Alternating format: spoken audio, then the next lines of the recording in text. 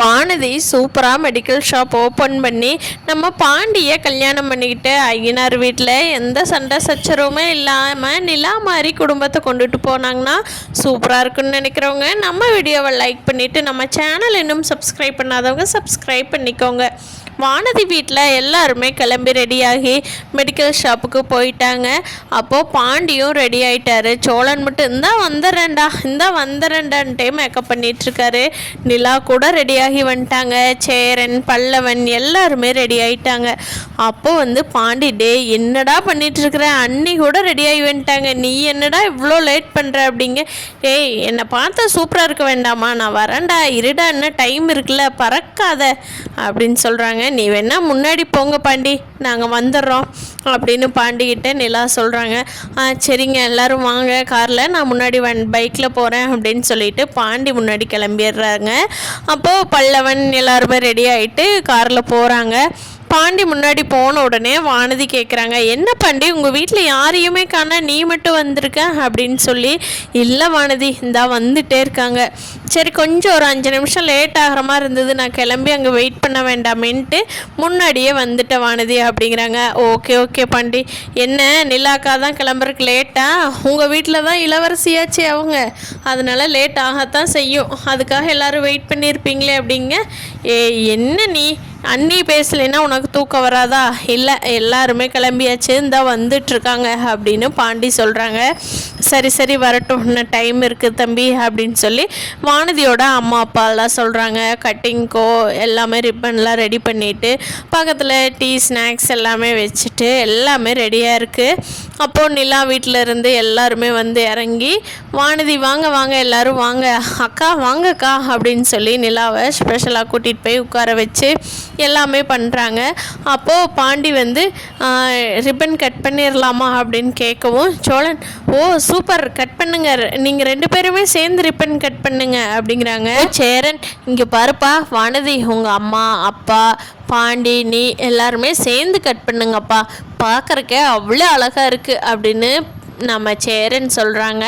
அப்போ பாண்டி இருந்துட்டு, வாங்க எல்லாருமே, அண்ணி நீங்களும் வாங்க அப்படின்னு சொல்லி நிலாவை ஸ்பெஷலாக கூப்பிட்றாங்க. அது வானதிக்கு பிடிக்கவே இல்லை. சரி வாங்க எல்லாருமே போய் கட் பண்ணுவோம் அப்படின்னு சொல்லி நிலாவை கூப்பிட்டதும் வானதிக்கு கொஞ்சம் கோபந்தான். இந்த நிலா மட்டும் வரவே கூடாது, இல்லை நாளைக்கு நம்ம சம்பாரிச்சு பெரிய ஆள் ஆனதுக்கப்புறம் நிலா ஓப்பன் பண்ணி வச்சு தான் சூப்பராக இருக்குது மெடிக்கல் ஷாப்பு, இல்லைன்னா ஓடவே ஓடாது அப்படின்னு சீன் கிரியேட் பண்ணுவாங்க.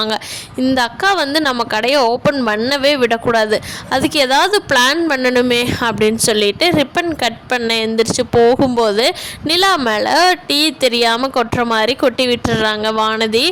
அப்போது நிலா ஐயோ அப்படின்னு சொல்லிட்டு, நிலா என்னாச்சு அப்படின்னு சொல்லி சோழன் ஓடி வர்றாங்க. அப்போது ஐயோ சாரிங்கக்கா, தெரியாமல் பட்டுருச்சு அப்படின்னு சொல்லி வானதி சொல்கிறாங்க. பரவாயில்ல வானதி, ஒன்றும் பிரச்சனை இல்லை, நான் போய் க்ளீன் பண்ணிட்டு வரேன், நீங்கள் ரிப்பன் கட் பண்ணுங்கள், டைம் போகுது இல்லையா அப்படிங்க. அக்கா நீங்கள் இல்லாமல் எப்படிங்க்கா அப்படின்னு சொல்லி வானதி சீன் கிரியேட் பண்ணுறாங்க. இல்லை வானதி கட் பண்ணுங்க அப்படின்னு சொல்லிட்டு நிலா ட்ரெஸ்ஸை க்ளீன் பண்ண சோழனோட போயிடுறாங்க.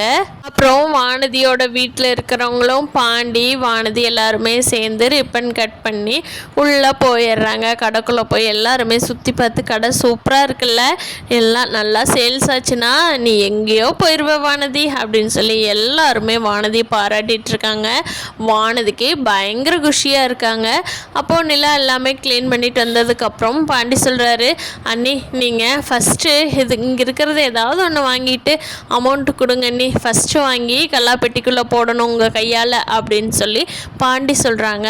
அதுக்கு வானதி டேய் நம்மளோட கடை தானேடா, நம்ம தானே ஃபஸ்ட்டு போடணும் அப்படின்னு சொல்லி வானதி எல்லாத்து முன்னாடியும் கேட்குறாங்க. அப்போ சோழன் ஏமா கடையே உன்னோடது தான், அதனால வேற ஒருத்தர் தான் காசு கொடுக்கணும் சரியா, அதுக்காகத்தான் பாண்டி சொல்கிறான், அது இல்லாமல் என் பொண்டாட்டி ராசியானவ தெரியும் தானே அப்படின்னு சொல்லவும், சரிங்க ப்ரோ, நாங்களும் ராசியானவங்க தான், சும்மா எதுக்கு எடுத்தாலும் நிலாக்காவையே பாராட்டுறதை விட்டுட்டு சைடுலாம் நாங்களும் இருக்கிறோம், கொஞ்சம் திரும்பி பார்த்து பேசுங்க அப்படிங்கிறாங்க. சரி இப்போ தானே ஓப்பன் பண்ணியிருக்கேன், பாப்பா யார் அப்படின்னு சொல்லவும் வானதிக்கு கொஞ்சம் சோழன் மேலே கடுப்பாயிருது. அப்போது நிலா இருங்க பாண்டி, எனக்கு பொருள் எதுவுமே வேண்டாம், நான் ஏதோ ஒன்று எடுத்துக்கிறேன், இந்தாங்க பணத்தை பிடிங்க அப்படின்னு சொல்லி பணத்தை கையில் கொடுக்குறாங்க. அப்போது வானதி வந்து அதை வாங்கக்கூடாதுன்னு சொல்லி நிலா கையில் கொடுக்க வர்றப்போ நிலா வந்து கீழே விழுக போகிற மாதிரி தட்டி விடுறத சோழன் பார்த்துட்றாரு. என்னது, நீ வந்து நிலாவை தட்டி விடுறியா, என்ன வானதி நினச்சிட்ருக்குற அப்படின்னு கையை ஓங்கிக்கிட்டு போயிடுறாரு வானதி மேலே அடிக்கிற மாதிரியே. அதை பார்த்த பாண்டிக்கு கோவம் வந்துடுது. ஏய் சோழா, என்னடா பண்ணுற, அறிவில்லாமல் பொம்பளைங்களை அடிக்க போகிற, இதெல்லாம் என்ன பழக்கம், நான் நிலா நீ அடித்தா நீ சும்மா இருப்பியா அப்படின்னு சொல்லி பாண்டி சோழனை பார்த்து கேட்கவும் அங்கே ஒரு மாதிரி டென்ஷன் ஆயிடுது. நிலா இருந்துட்டு ஏய் சோழன் விடுங்க, எதுவுமே இல்லை அப்படிங்கிறாங்க. சேரனும் ஓடி வந்து என்னப்பா என்ன ஆச்சு அப்படின்னு கேட்குறாங்க. பல்லவனும் அண்ணி உங்களுக்கு ஒன்றும் பிரச்சனை இல்லையா அப்படிங்கிறாங்க. நிலாவை எல்லாரும் இப்படி தாங்கிறத பார்த்த வானதிக்கு இன்னுமே கோபமாயிருது. அட கடவுளே, இப்படி ஒருத்தி வச்சு தலையில் வச்சு தாங்குறாங்களே, நாளைக்கு என்னையும் அப்படி தாங்குவாங்களா, நான் சம்பாரிச்சேன்னா தான் அப்படி தாங்குவாங்களோ, இல்லை நான் பணம் இல்லைங்கிறதுனால என்னை யாரும் மதிக்க மாட்டேங்கிறாங்களா இப்போது அப்படிங்கிற மாதிரியே தான் வானதி யோசிக்கிறாங்க. இங்கே நிலாவை எல்லாருமே பார்த்துட்டு நிலாவை போய் சேரில் உட்கார வச்சுட்டு சோழன் வந்து பாண்டி கூட சண்டை கட்டுறாரு. என்ன பாண்டி, நீ இங்கே என்ன நடக்குது வேடிக்கை பார்த்துக்கிட்டே நீ இருக்கிற, இப்படி அமைதியாக இருக்கலாமா, ஒரு தப்பு நடந்தால் தட்டி கேட்கணும் இல்லையா அப்படின்னு சோழன் கேட்கவும் பாண்டி இருந்துட்டு என்னாச்சுடா, எதுவுமே நான் பார்க்கலையே, நிலா அண்ணி தட்டி விட்டு விழுக போனாங்க, இதை போய் நான் யார்கிட்ட கேட்குறது அப்படிங்கிறாங்க. ஏய் நிலா ஒன்று தானாக விழுக போகலை, எனக்கு என்னமோ வானதி மேலே தான் சந்தேகமாக இருக்குது, வானதி தான் தட்டி விட போனதுனால தான் நான் கையை ஓங்கிக்கிட்டு போனேன் அப்படிங்கிறாங்க. டே இல்லைடா, நீ வீணா வானதி மேலே எப்போ பாரு சந்தேகப்பட்டுட்டே இருக்கிற, அவள் ஏதோ ஒரு டைம் தப்பு பண்ணியிருக்கிறாதான், அதுக்காக நீ எப்போ பார்த்தாலும் வானதி சந்தேகப்பட்டுக்கிட்டே இருக்காதடா, இது நல்லதுக்கே இல்லை அப்படிங்கிறாங்க பாண்டி.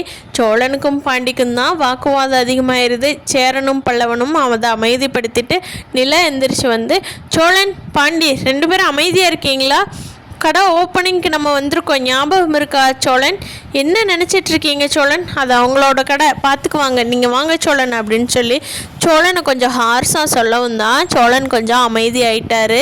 அங்கே ஒரு மாதிரி சலசலப்பாக ஆயிடுச்சு. வானதியோட அம்மா கூட ஏம்மா அவள் தான் சின்ன பொண்ணுமா, அவள் தெரிஞ்சும் செய்வான் தெரியாமையும் செய்வாம்மா, நீ தான் கொஞ்சம் அனுசரிக்கணும் அப்படிங்கிறாங்க. இல்லை எனக்கு எந்த கோபமும் இல்லை, யார் மேலேயும் இல்லை அப்படின்னு சொல்லி நிலா அந்த இடத்தோட சூழ்நிலையே அமைதியாக்குறாங்க. அப்போது வானதியோட அம்மாவே நினைக்கிறாங்க, இந்த பொண்ணு பாரு எவ்வளோ தூரம் விட்டு கொடுத்து ஒரு 10 பேர் இருக்கிற முன்னாடியே ஒரு பொண்ணை அசிங்கப்படுத்தக்கூடாது அப்படின்னு சொல்லி எவ்வளோ தூரம் பொறுமையாக விட்டு கொடுத்து போகுது. நாளைக்கு இவ பாண்டி கல்யாணம் பண்ணிக்கிட்டு அந்த வீட்டுக்கு போனான்னா அந்த குடும்பத்தோட நிம்மதியவே இவ கெடுக்காமல் இருந்தான்னா சரிதான். ஐயோ கடவுளே, இப்படி நல்ல குடும்பமாக ஒத்துமையாக இருக்கிற குடும்பத்தை என் பொண்ணு போய் என்ன பாடுபடுத்த போகிறாளோ எனக்கே நினச்சா பயமாக இருக்குதே. கடவுளே, அதுக்குள்ளே நல்ல புத்தியை கொடுத்து இவளை நல்லபடியாக ஆக்கி கொடு அப்படின்னு சொல்லி வானதியோட அம்மாவே கடவுள்கிட்ட வேண்டிக்கிட்டு எல்லாரும் அந்த பிரச்சனையெல்லாம் மறந்து சந்தோஷமாக மெடிக்கல் ஷாப் ஓப்பன் பண்ணி அந்த செராமனியை ஃபினிஷ் பண்ணுறாங்க. இப்படி தான் கதை நடக்க போகுதுன்னு நான் நினைக்கிறேன். ஃப்ரெண்ட்ஸ், நீங்கள் என்ன நினைக்கிறீங்கன்னு கீழே கமெண்ட் பண்ணுங்கள். தேங்க்யூ.